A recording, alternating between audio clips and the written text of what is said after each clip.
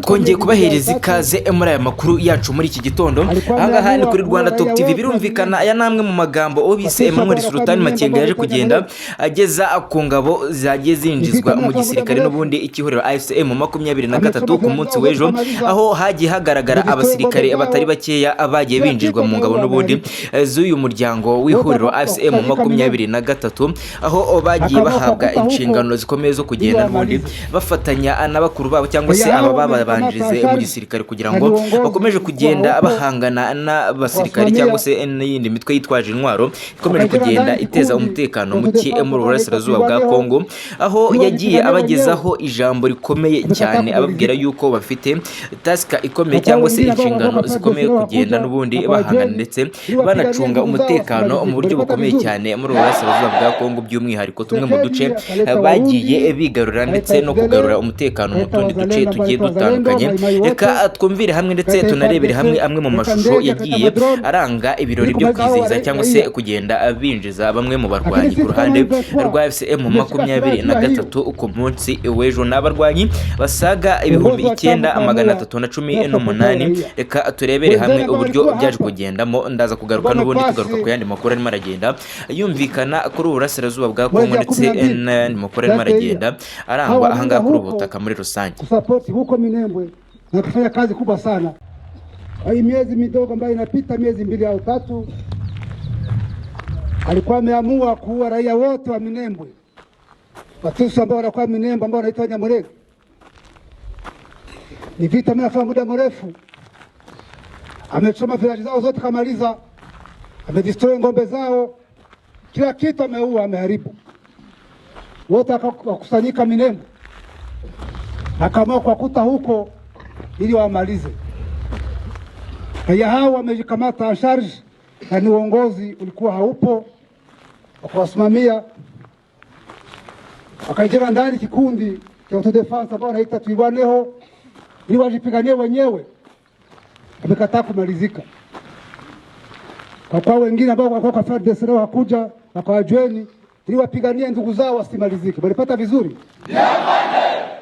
Kisekedi akaleta Warundi, akaleta FDLR, akaleta wazalendo ambao wanaitwa wazalendo maimai wote, akaleta FARDC, akaleta ndege, akaleta madrone ili kumaliza hao raia. Lakini sisi kama M23 tumeshika silaha juu ya hiyo. Uongozi wa chama kaamua kwa kusapoti hao raia. Wenzenu ambao walikuwa hapa ambao wamepasi mwezi ya 12 last year, hawa wameenda huko kusapoti huko Minembwe na kufanya kazi kubwa sana. Hivyo vikundi vyote, hizo brigade zote za Warundi, FARDC sijui na wengine na wazalendo na amesema wote wakapigwa na kaudi kuyametoka. Na nyinyi leo mmepasi, mmekuwa jeshi la RC, mwende mpiganie raia. Mlipata vizuri?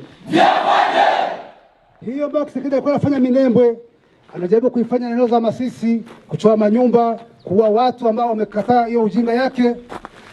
Eneo za Lubero nk'uko umubyiyumviye cyangwa se nk'uko mubibonye, aba ni abasirikare bo ku ruhande rw'ihuriro AFCM 23 baje kugenda abinjizwa mu ihuriro n'ubundi ry'aba barwanyi ku rwego rw'abakomando ku munsi w'ejo, aho bagiye bahabwa ipeti ndetse abaninjizwa banahaherezwa ikaze n'umugaba mukuru w'izi ngabo uwo bise uyu nguyu General Emmanuel Sultan Makenga n'ubundi ku munsi w'ejo. N'abasirikare basaga 9318 baje kugenda n'ubundi bahabwa ikaze mu rwego rwo kugenda n'ubundi bafatanya n'izindi ngabo nk'uko mwagiye mubibona. Ibingibi ni ibirori byagiye bibera kuri zimwe muri site n'ubundi izi ngabo AFCM 23 aho bise Icanzo, aho bagiye n'ubundi bahererwa ikaze ari na hamwe kugeza amagingo yangaya akomeje kugenda habera cyangwa se hagaragara imyitozo ihambaye cyane, dore yuko ari hamwe muri eneo zikontororwa cyane n'izi ngabo AFCM 23, dore yuko ari naho bamaze igihe kinini kuva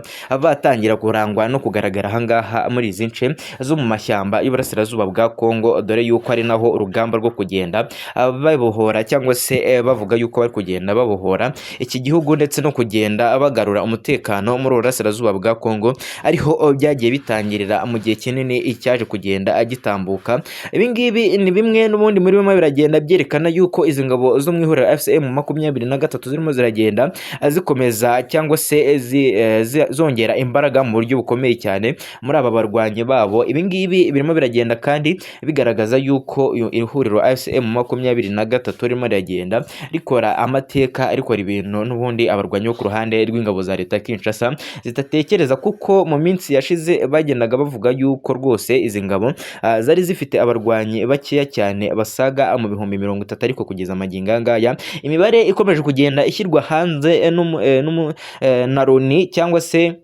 umutwe w'abibumbye ONU urimo uragenda utangaza yuko kugeza amagingo aya ngaya aba barwanyi bo bataragenda bongerwamo abasirikare cyangwa se abakomando kuri uru ruhande bakaba mu bihumbi 40. Urabyumva yuko abarwanyi bo kuri iri huriro bakomeje kugenda biyongera uko bwije n'uko bukeye, nabo nubwo bataragenda bishyiraho akadomo cyangwa se ngo bagende batangaza se iyi mibare irimo iragenda ishyirwa hanze niba ari yo nyayo, dore yuko bo bagenda bivugira ko ku bwabo abarwanyi bafite ari benshi ku buryo buhagije, n'ubundi nk'uko namwe murimo muragenda mubibona barimo baragenda abarukirita ndetse baninjiza amaraso mashyashya muri izi ngabo cyangwa se iri huriro n'ubundi ry'uyu mutwe wa FCM23 uko bwije nuko bukeye kugeza amagingo aya ngaya. Reka nse nkubereka andi mashusho yaje kugenda agaragara ku munsi w'ejo n'ubundi agaragaza bamwe mu barwanyi n'ubundi kuri iruhande rwa FCM23 mu myitozo cyangwa se mu myereko idasanzwe yaje kugenda